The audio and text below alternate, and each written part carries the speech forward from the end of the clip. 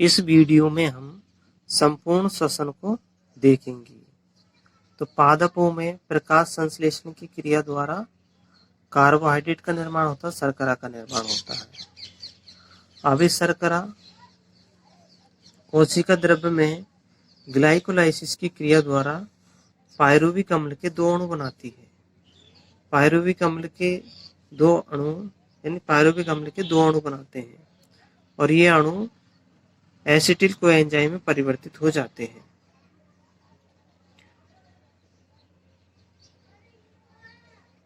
और यह माइटोकॉन्ड्रिया के अंदर प्रवेश करके क्रेब्स चक्र में चले जाते हैं और यहाँ पर जल, कार्बन डाइऑक्साइड और ऊर्जा का निर्माण होता है। ऑक्सीजन की उपस्थिति में कुल 36 एटीपी के अणुओं का निर्माण होता है ऑक्सीश्वसन में।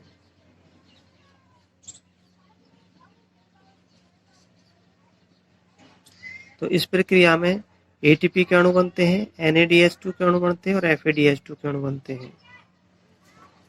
तो जो FADH2 और NADH2 है, ये माइटोकॉन्ड्रिया की आंतरिक झिल्ली में चले जाते हैं। यहाँ देखते हैं जो NADH2 के अणु होते हैं माइटोकॉन्ड्रिया की भीतरी झिल्ली में ETH चक्र होता है, श्रृंखला होती है। इसके जरिए ये अंतर झिल्ली अवकाश में आ जाते हैं। दो झिल्लियां होती है, दोनों झिल्लियों के बीच के अवकाश में प्रोटॉन आयन आ जाते हैं। अब यह प्रोटॉन आयनों की सांद्रता बढ़ जाती है। सांद्रता बढ़ने से क्या प्रोटॉन प्रवणता हो जाती है और इस झिल्ली में एटीपी सिंथेटेज एंजाइम पाए जाते हैं।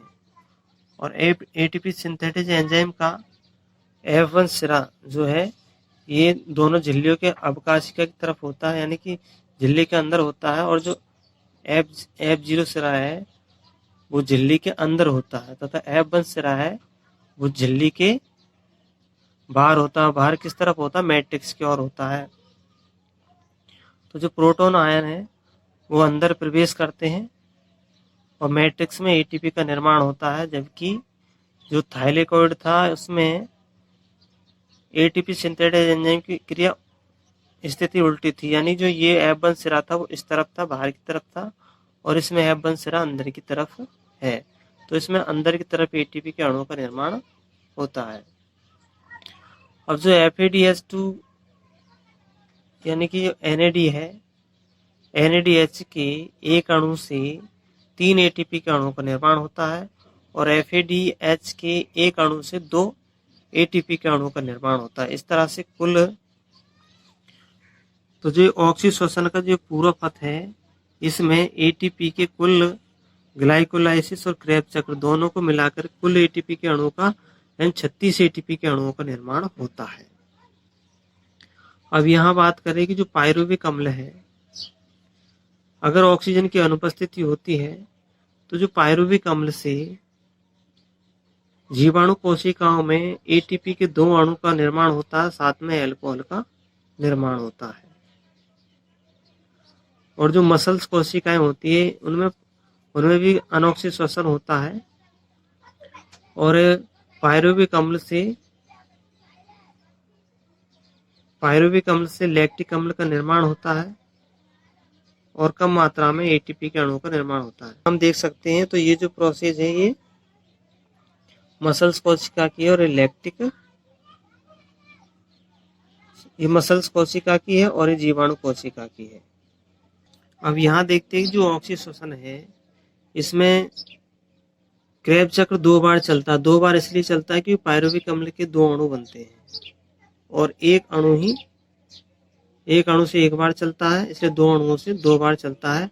इसलिए ग्लूकोज के एक पूर्ण ऑक्सीकरण में क्रेब्स चक्र 2 बार चलता है, 36 एटीपी के अणुओं का निर्माण होता है। अब हम देखते हैं कि जो कार्बोहाइड्रेट के अलावा जो और पदार्थ होते हैं वो भी क्या करते हैं, श्वसन की क्रिया में भाग लेते हैं। बसा है, बसा में बसीय अम्ल और ग्लिसरॉल होते हैं। कुछ क्या होते हैं डाई हाइड्रोक्सी एसीटोन में परिवर्तित हो जाते हैं आधा भाग, और जो कुछ भाग जो है वो एसिटिल कोएंजाइम परिवर्तित हो जाता है बसा का, और ये क्रेब्स चक्र में प्रवेश करके क्रेब्स चक्र को चलाता है। फिर जो प्रोटीन है ये भी श्वसन क्रिया में भाग लेता है कभी कभी, और वसा भी कभी कभी भाग लेता है। ज़्यादातर कार्बोहाइड्रेट ही भाग लेता है। तो प्रोटीन एमिनो अम्ल में परिवर्तित होता है और पायरुविक अम्ल में परिवर्तित हो जाता है। पायरुविक अम्ल एसिटिल को एंजाइम है, और जो एसिटिल को एंजाइम ही क्रेब्स चक्र में प्रवेश करता है। तो इस तरह से ये संपूर्ण श्वसन की प्रक्रिया को हमने देख लिया, जीवाणु पौधे सब में देख लिया।